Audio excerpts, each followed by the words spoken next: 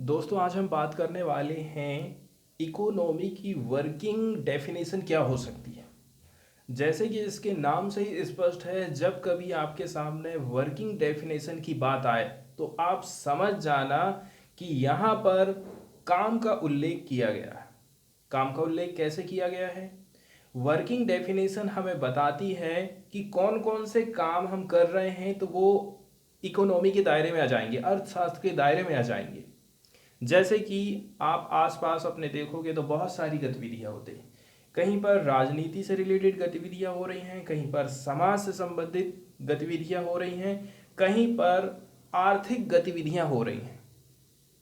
आर्थिक गतिविधियों के अध्ययन को ही हम अर्थशास्त्र कहते हैं। अब यहाँ पर प्रश्न उठता है कि आर्थिक गतिविधि होगी क्या? ठीक है, इस प्रकार से हम देखेंगे, यदि राजनीतिक गतिविधियां हो रही हैं तो उनके अध्ययन को हम राजनीति विज्ञान कहते हैं। सामाजिक गतिविधियां हो रही हैं तो उनके अध्ययन को हम सामाजिक विज्ञान कहते हैं। और आर्थिक गतिविधियां यदि होती हैं, आर्थिक कामकाज हो रहा है, अर्थ से संबंधित कामकाज होता है, रुपए पैसे से लेन देन हो रहा है, तो वो सारी गतिविधियों का अध्ययन कहलाता है अर्थशास्त्र। ठीक है। अब चूंकि राजनीति से संबंधित एक्टिविटी हो रही है, सोशल से संबंधित एक्टिविटी हो रही है, इकोनॉमिक से संबंधित एक्टिविटी हो रही है, ये सारी की सारी चीज़ें मानव से रिलेट कर रही हैं, इसलिए इन सब को हम मानविकी विज्ञान के अंतर्गत रख देते हैं। अब बात आ जाती है कि आर्थिक गतिविधि हम किसको बोलेंगे। जैसे कि आप कोई व्यापार कर रहे हैं, आपको 100 रुपये का लाभ हुआ, आपको 500 रुपये की हानि हुई। ठीक है।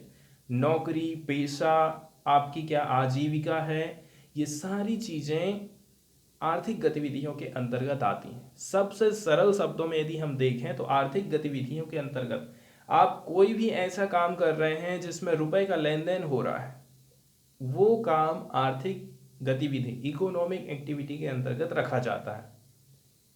तो हमने इसकी वर्किंग डेफिनेशन देख लिया है। अर्थशास्त्र के अंतर्गत आर्थिक गतिविधियों का अध्ययन किया जाता है। ठीक है। उस विधा को हम बोलेंगे अर्थशास्त्र। इकोनॉमिक एक्टिविटी क्या है ये भी हम समझ चुके हैं।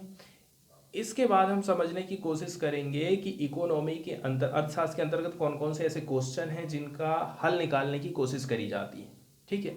तो ऐसे कौन कौन से क्वेश्चन हो सकते हैं? पहले नंबर का क्वेश्चन, जैसे कि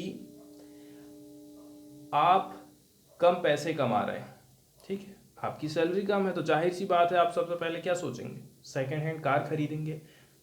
मतलब ऐसी कार खरीदेंगे जो एवरेज अच्छा दे। दूसरे नंबर की बात, कुछ लोग ऐसे भी होते हैं जिनके पास रुपए पैसे की कोई कमी नहीं है, तो वो क्या काम करेंगे? 14 लाख 20 लाख 25 लाख की कार खरीदने की कोशिश करते हैं, या फिर स्पोर्ट कार में वो चलते हैं। और भी कुछ क्वेश्चन हैं, ऐसा क्यों हो रहा है? आखिर ऐसा क्यों है कि कुछ लोग एवरेज देने वाली कार खरीद रहे हैं और कुछ लोग ऐसे हैं जो कि स्पोर्ट्स वाली कार खरीदे हैं? कोई बाइक खरीद रहा है, 1-1 लाख रुपए की बाइक खरीद रहा है, ऐसा क्यों? दूसरे नंबर की बात, लोग गरीब क्यों हो रहे हैं? गरीबी आखिर है क्या? किस कारण से गरीबी आ रही है? इसके अलावा जो भूमंडलीकरण है, वैश्वीकरण, ग्लोबलाइजेशन है, क्या इसके चलते चलते आर्थिक असमानता बढ़ते जा रही है?